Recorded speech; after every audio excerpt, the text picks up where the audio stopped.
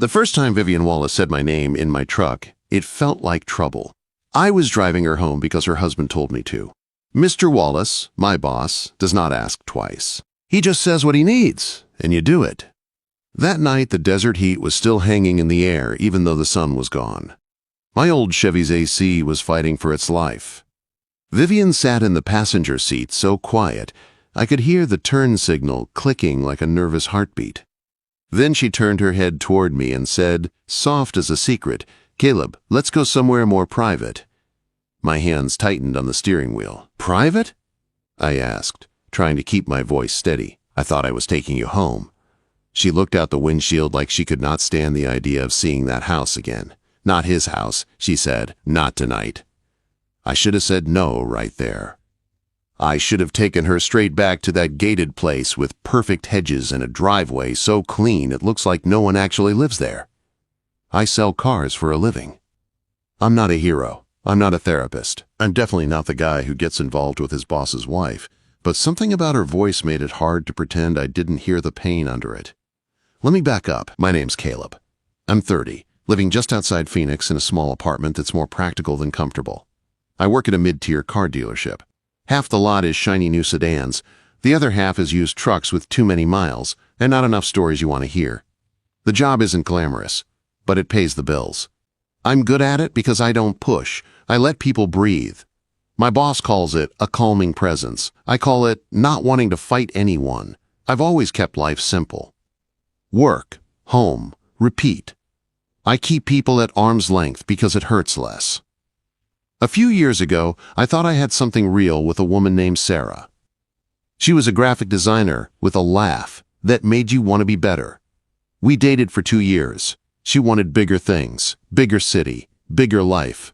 I didn't. She left for Denver, and I stayed here learning how quiet a place can feel when you're alone. Mr. Wallace runs the dealership like a tight ship. He's 52, lean, always controlled. He's not cruel, but he's not warm either. When he speaks, people listen. When he looks at you, you feel like he sees what you're hiding. I respect him. I also fear him, if I'm being honest. His wife, Vivian, has always been a mystery. I'd seen her at holiday parties and charity events. She's 38, always dressed like she stepped out of a magazine. Tailored dresses, subtle jewelry, hair pulled back like she never has a loose strand. But it was her eyes that stuck with me. Sharp, yes, but sad too, like she was smiling for other people, not for herself. We never really talked, just polite nods. That was the line. Boss's wife. Employee. Keep it clean. Then came that Friday evening. The dealership was quiet. The last customer had left. I was shutting down my computer, ready to go home and sit on my couch with a cold soda and pretend my life was fine. My phone buzzed. Wallace. "Caleb," he said, calm as always.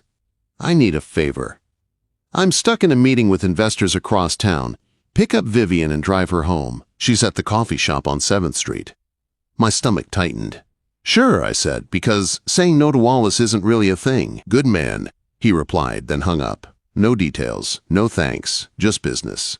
I locked up, climbed into my beat-up Chevy, and drove toward 7th Street. The coffee shop was one of those trendy places with exposed brick and string lights, the kind that charges $6 for a latte, and acts proud of it.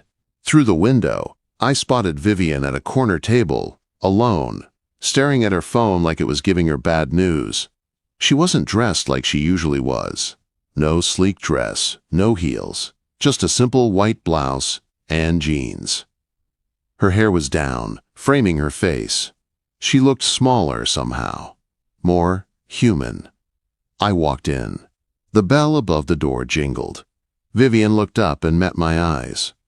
For a second, neither of us spoke. Then she gave a small nod, like she'd been expecting me. "Caleb," she said, "Wallace sent you."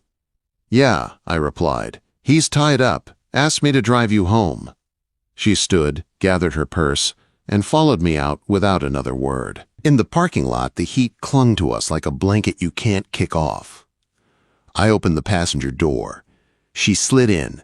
I walked around and got behind the wheel. The engine rumbled. The silence between us felt heavy, but not awkward. More like something unsaid was sitting in the middle seat. "Home's not far," I said, forcing a casual tone. "Should be there in 15. Vivian didn't answer right away. Her hands were folded in her lap. Her fingers twisted the edge of her blouse like she was holding herself together. Then she said it.